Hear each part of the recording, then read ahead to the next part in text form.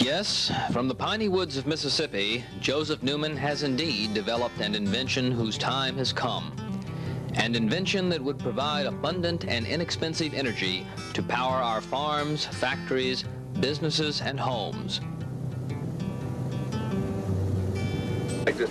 For those who haven't heard by now, there is an inventor in Lucedale, Mississippi, who has a machine that he says will one day run every appliance in our homes, including the air conditioning and heating. And according to some experts, if the unit ever gets to the public, you will pay one time only for the unit. You will pay no utility bills after that. During this week, we've presented scientists and engineers who have tested the machine and not only agreed that the unit works, but that someday it will also power cars, planes, and ships. In short, they believe the invention of Joseph Newman could possibly change the world. And Joseph Newman's work has been featured on national television and in hundreds of newspapers and magazines throughout the country. What's the answer to the energy crisis? Suppose a fellow told you the answer was in a machine he has developed. Before you scoff, take a look with Bruce Hall. In the backwoods of Mississippi, a mile down this dirt road, past the keep out and no trespassing signs, is the workshop of Joe Newman, a brilliant, self-educated inventor who says he has developed a machine that could solve the energy crisis. Now back to Take Two on CNN. What if someone invented a machine that would make the gasoline engine obsolete? What if someone invented a machine that produced more energy than it used? And that energy is cheap, non-polluting, and safe. That person would probably be hailed as the greatest scientist since Einstein, with a discovery as important as electricity and as revolutionary as the wheel. Joseph Wesley Newman claims to have invented just such a machine. He says that his energy machine could power every American home, farm, business, automobile, and appliance with electricity at a fraction of the present cost. More than 30 scientists and technicians have tested the energy machine, and they agree it works. Well, it's a fascinating story. First of all, if you can tell stupid people like me as sort of how this machine works. Okay, Dave, it's basically is that you're not creating anything. You're simply utilizing energy that prior to this time hasn't been understood. It took us several thousand years to ever put a water wheel in moving water. And basically what I'm doing is utilizing the energy in the magnetic field that consists of matter in motion, exactly like a moving river does. We are back. Well, would you welcome, please, Joseph Newman.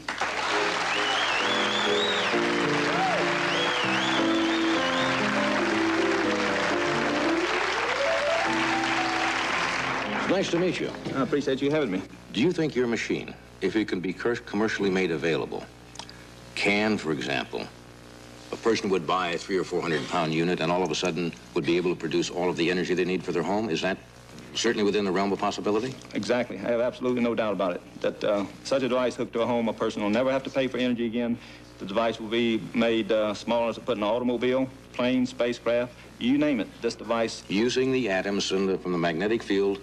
And what you're doing is that you're converting mass into energy on a 100% conversion process. That's one of the first prototypes, and that's a 700-pound magnetic rotor, and it's got about 8,000 pounds of wire around it. Now, it's gone down. That unit there weighs 135 pounds, and I showed that at the Hilton in New Orleans. There was approximately 2,500 people attended, 1,000 people outside, and another 1,500 standing to get in. And it would demonstrate something like 25 times more out than externally inputted into the system. You get more wattage out of that than what you'd put in. In fact, Railback Battery Company is working with me now trying to design a battery to hold up to this recharging effect of this system. Because not only will it run the device, it'll put more energy back into the battery pack than came out of it. So you could, that's fascinating. Tell you what, we could stay here all night. And now 31 people with scientific backgrounds have signed legal documents swearing to the machine's validity. And Joe's gone beyond what you can read in textbooks. He's an original thinker. There are not many of those. Newman motor can now be made ready for practical use in commercial and home energy needs in the very near future. If you doubt this strange story, you are not alone. One of the first to doubt was Dr. Roger Hastings, a PhD in physics from Minnesota. After conducting innumerable tests, Dr. Hastings no longer doubts. Are you not talking about a machine that would change the world? It certainly would. Do you know how crazy that's going to sound to the people watching? Well, just about as crazy as it sounded to me the first time I heard it. But my point of view is just that I have made measurements, I've seen enough experiments that are just not explainable on the basis of our present understanding of, my present understanding of physics. It's something that would really change the world, and it's something that any conscientious person can't walk away from. When you've seen something that puts out more energy than it takes in, and you've taken some measurements that tell you that's true, if you have any conscience at all, you can't walk away from that. Astronaut Captain Ronald Evans approved the theory and recommended it to NASA. Shortly thereafter, in 1979, Dr. Robert Smith, Chief of Space Environments at NASA, wrote, "Because of your theory, several laws of physics may need to be re-examined." And then Dr. E.L. Moraine, one of the men involved in the making of the atomic bomb, wrote, "Your project will lead to developments that would be beneficial to all mankind." I think he's a genius. I think he's found something that's, in my way of thinking, is probably the most significant discovery in the history of man. There's a lot of people who said Joe believes in perpetual motion, or you get something from nothing. I'm just an old country boy, but I'm a hard-nosed guy, and you got to prove something to me. The proof, says Newman, is his machine itself and the meters measuring energy in and energy out.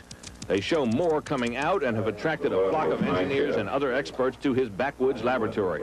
Nearly all have come away convinced that the man is onto something that could change the way we live, a virtually limitless source of free, non-polluting energy. It would be a portable, condensed source of energy that can be taken to anywhere in the world in a suitcase, or perhaps smaller, and no part of the world now would have to be without energy. For the past 5 months, we've been reporting on an inventor in Mississippi who claims he has a machine that will literally answer all of our energy problems. That's a claim that would seem ridiculous if he didn't have a growing number of experts who agree. 8 slightly used pinlight batteries in series were placed on a motor that was doing virtually no work. That's it. The batteries died in 1 minute and 15 seconds. Those dead dry cell batteries that are not supposed to recharge were then linked to a portable model of Mr. Newman's invention. The batteries turned a 90-pound magnet for 1 hour and 15 minutes. Then, because of a lack of time on our part, we removed the batteries. We then reattached the batteries to the original motor. The motor ran 2 minutes and 28 seconds before the batteries died. That is twice as long as the first time on batteries that are not supposed to recharge. The magnet that used to rotate at about 30 revolutions per minute now spins at over 200 revolutions per minute. That means more energy and more accurate testing. Testing like that recently conducted by engineers from Wisconsin, Minnesota, California, and Louisiana. One representative of Rayovac Batteries watched the testing and then stated, "It would appear that there's more energy coming out than the batteries are delivering." I think it'll change the general way that most of atomic physics is viewed, and perhaps much, much more than that. The Mississippi inventor who claims he has a device that will solve the world's energy problems came to New Orleans today. Many felt that the demonstration of his device would attract only a few. Those that believe that were wrong. For years, Joseph Newman has fought a lonely fight over a bizarre-looking energy device that he claims will change the world. Today, the machine looks a little different, and the fight continues, but he is no longer alone. This was the scene at the New Orleans Hilton Hotel today. Over 1,000 people crammed into a ballroom to hear Newman, and more than 1,000 more waiting outside.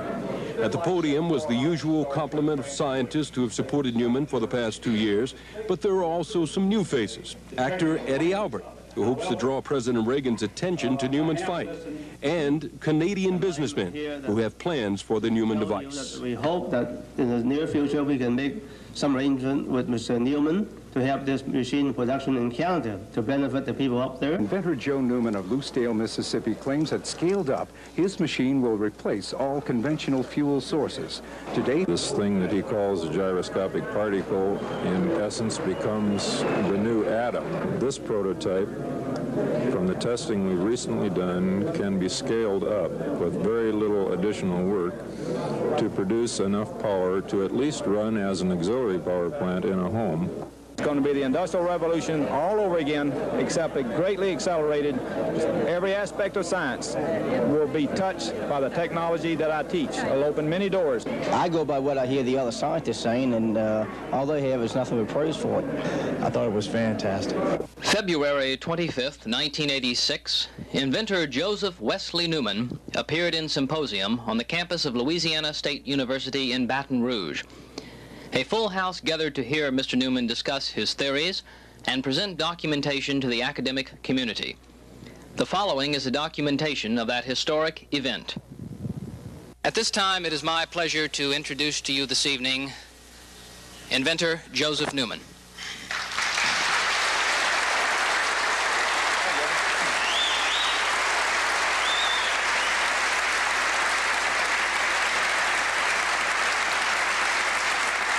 Thank you. Thank you.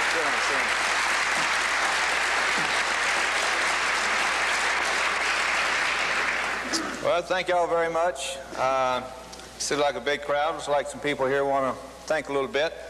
Pleased to see that. That's what I'm here for, is to stimulate everybody that's here.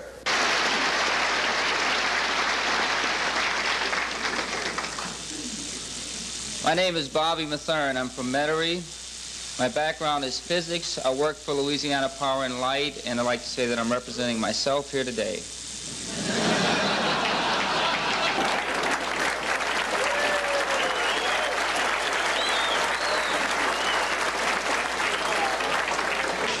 Well, I've been working with Mr. Newman now over the past 3 years, and I have two questions that constantly come up. So I'm going to ask them as if they were coming from the audience. The two questions are, why not before now? Why not? Why wasn't this invented before? We've been building machines, electromagnetic motors now for over 100 years. Why not before now? And the other question is, how big can it be built? So think about the second one while I answer the first. Why not before now? Well, 100 years ago, when Faraday and Maxwell got together, Faraday did the experiments, Maxwell did the theory. Einstein hadn't been invented yet. Think about that. They built the theory, the equations from which we've designed all the motors since then on the law of conservation of energy. It needs to be updated. It has to be the law of conservation of mass and energy. We're not creating energy out of nothing. We're creating it out of matter, out of mass. E equals mc squared. You've heard that? This man has tapped that and is now producing electricity directly out of matter. It's sort of like we've been systematically avoiding building motors that does what Mr. Newman's does, because of the sparking, because of the problems that it causes. It's sort of like we've been living on the side of this fastly moving river, and it's been sort of a nuisance, and we're continually building bridges over it. You know what that's like. And Mr. Newman says, why don't we put a paddle wheel into it and tap some of that energy of that magnetic field? And that's what he's done here, as you'll see when he operates it. Number two, how big can it be built? The more interesting question to me is, how small can it be built? Do you know how much electricity is radiated from all those power lines going around? If you can build it small enough, every appliance you would buy in the next 20 years would have its own source of energy inside of it. You don't get your house wired for electricity. You bring the appliances and they have their own power pack inside, based on Mr. Newman's theory. Think about that. Thank you.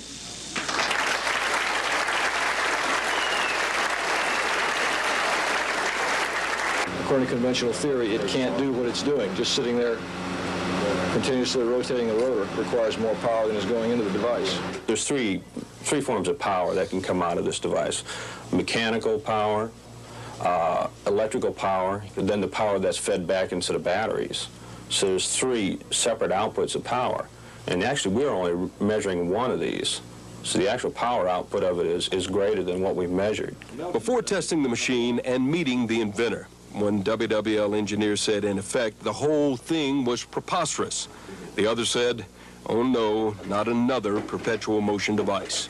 But when the tests were over, no one said preposterous, no one thought perpetual motion. I'm absolutely fascinated.